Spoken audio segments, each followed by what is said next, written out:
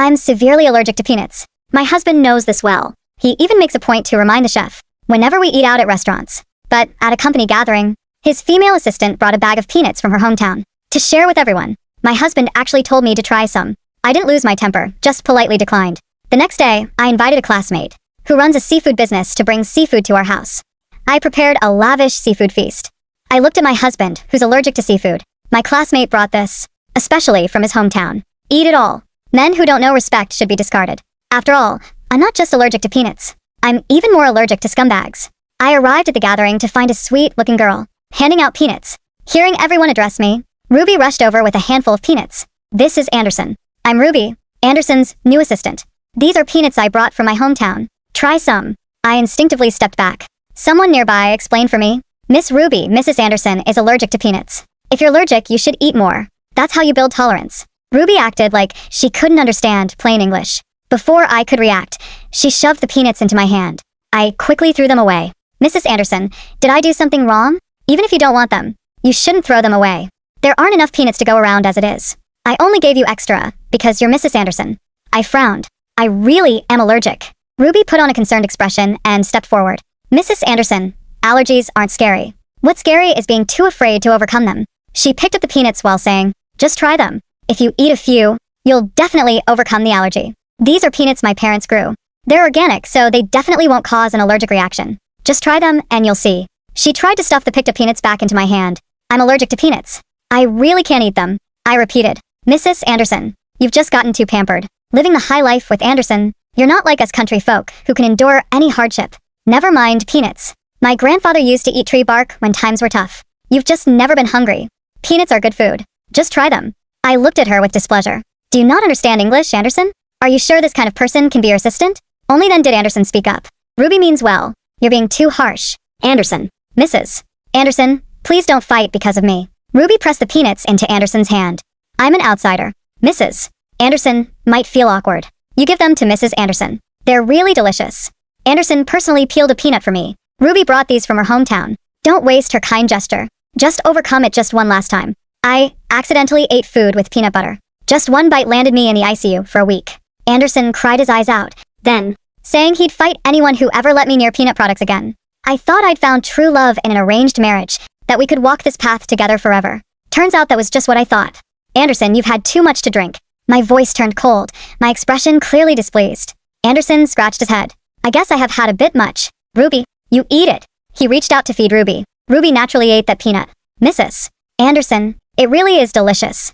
Are you sure you don't want any? I stared at Anderson with a dark expression. Anderson's fingers still lingered near Ruby's lips, testing my boundaries. It seemed that landing that big project recently had made Anderson too full of himself.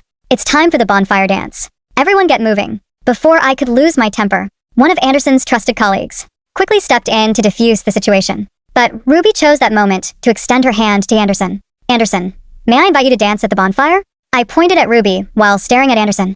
Anderson, I don't want to see her tomorrow.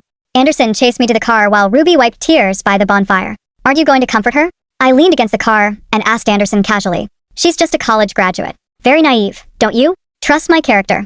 She's naive for making me eat peanuts. What about you? Are you bad, Stockton? You're overthinking this. I just felt Ruby had a point. We can't avoid treating the problem. Maybe trying to eat peanuts could actually cure your allergy. Anderson's words reminded me. I'm allergic to peanuts. He's allergic to seafood. Since that's how he understands it, let him lead by example. Mom and Dad are coming for dinner tomorrow night. Remember to come home. Anderson saw me getting in the car. Let me drive you. I think we can talk on the way. No need any explanation is weak and powerless. Prove your character through actions. Away from the noise of the team building, I made 2 phone calls. One to my in-laws inviting them to dinner at home tomorrow. One to a classmate who had pursued me, asking him to bring seafood to the house tomorrow.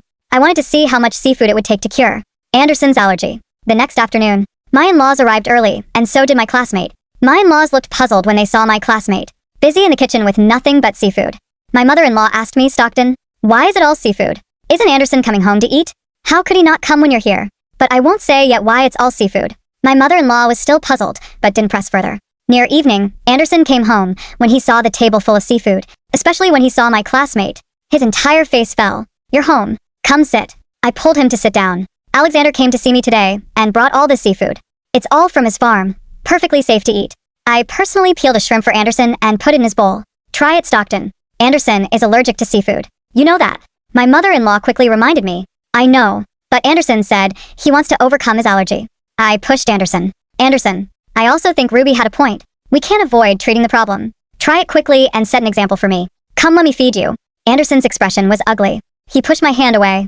Is this really necessary? Can't we talk about whatever this is? What's the point of calling my parents here? What's going on? My father-in-law asked with a stern face. Dad, it's nothing. Did I ask you to speak? My father-in-law glared at him, then looked at me. Stockton, you tell me. I briefly explained what happened yesterday. Anderson, I'm not making this up.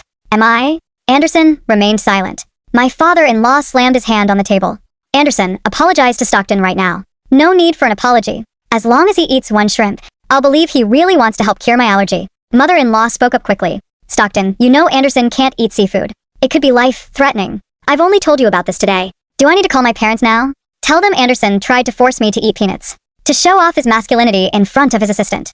My father-in-law glared at my mother-in-law. When she tried to speak again, she gave me a resentful look but didn't dare speak further. I held the shrimp up to Anderson again. Eating it means you want to help cure me. Not eating it means you want to kill me. Choose. 10 seconds later, Anderson's mouth swelled up and he had difficulty breathing. My in-laws rushed him to the hospital. In a panic, I followed to the hospital. After more than an hour of emergency treatment, Anderson was out of danger.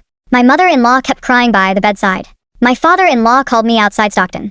Anderson was wrong in this matter. Don't take it to heart, Dad.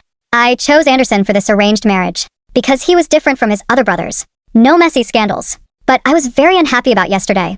I could chalk up him feeding me peanuts to being drunk, but him feeding that woman peanuts, I see that as a challenge to me. I don't want there to be a next time. Otherwise, I'd rather accept the economic losses from canceling the alliance than divorce him. Don't worry. I promise you I'll teach him a good lesson. He'll never dare cross the line again. It's getting late. Your mom and I will stay here. You go home and rest.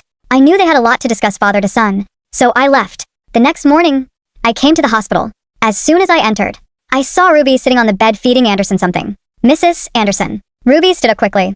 Anderson looked uncomfortable. Mom stepped out.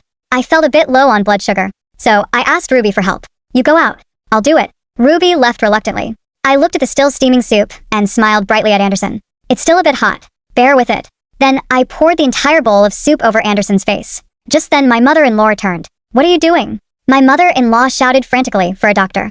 The soup wasn't hot enough to burn him, but it definitely hurt. After confirming Anderson was fine, my mother-in-law called me out of the room. Stockton, don't you think you went too far today? I looked at my mother-in-law. My tone, unfriendly. I don't believe you didn't know Ruby came. You deliberately gave them space. Yes, I admit it. My mother-in-law was very direct. Then she changed her tone. But as wives and wealthy families, we need to know our boundaries. Now that Anderson is the group president, he's bound to have admirers around him. We need to turn a blind eye to many things. But don't worry. Anderson grew up at his father's side and learned from him. He knows what's important. He's just young and playful right now. I heard you were the mistress who took the position. I looked at my mother-in-law. Are you seeing yourself in Ruby? How can you say such things? Did I hit a nerve? I watched my mother-in-law's expression grow increasingly ugly. If I really did hit a nerve, I can't relate. After all, unlike you and Ruby, who only have looks, I also have background. Listen carefully. Being called Mrs. Anderson is me giving Anderson face. He's just the president of Anderson Group, while I'm the chairman of Stockton Group. Our two families alliance was publicly announced as me marrying into your family. But don't you know the actual situation? Anderson became group president because of me. Tell Anderson once, twice, but not 3 times. If there's a next time, I'm dumping him. Leaving my mother-in-law red-faced, I turned and left. I'm busy, currently occupied with progress on a new project. I don't have time to waste on romantic drama. I've known since childhood that growing up in my kind of family, marriage couldn't truly be free. I tried to choose someone I liked for the arranged